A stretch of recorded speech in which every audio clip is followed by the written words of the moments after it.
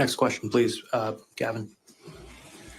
Thank you. Thank you both for being here. I'm just wondering if we can get some clarity on the tariff level that is threatened to happen on April 12th. I know the April 2nd tariffs were 34%. You add that to the fentanyl, 54%. That's where the tariffs are for many goods right now. So what is the overall threat to the Chinese in terms of a tariff level that could happen if there is no extension? Well, I think you've seen, I've used the word boomerang. So if we boomerang back to the April 2nd level, they would go to 34.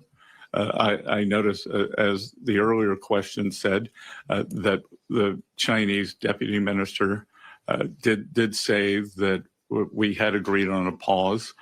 We have not. Nothing is agreed until we speak with President Trump. He's on Air Force One, I believe, doing a press conference right now.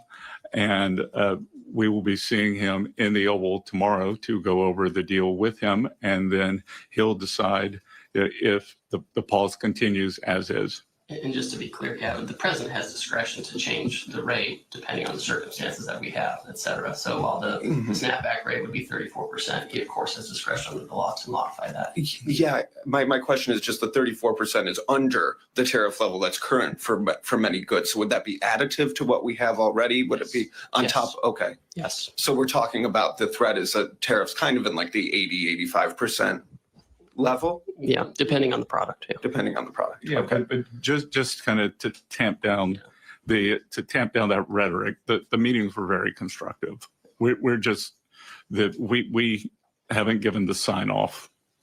Gotcha. Great. Thank you. Next question, please. Yes. Melissa Eddy from the New York Times. Melissa Eddy from the New York Times. Can you tell us, please, did you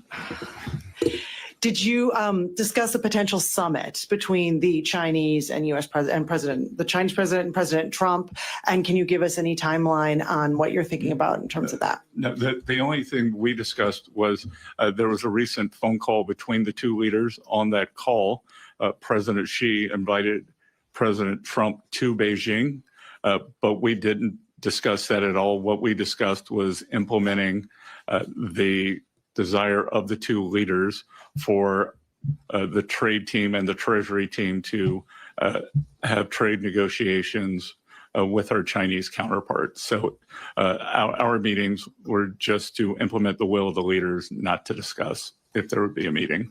Can you just give a time? When was that call? Do you have it up there? I think that was the June call, right? Yeah, it was It's June 4th or 5th. June 4th or 5th. Thank you. Great. Right behind. Hi, Clara from Jägerfeld, Channel 4 Sweden. You've also met with the Swedish government. What topics did you discuss?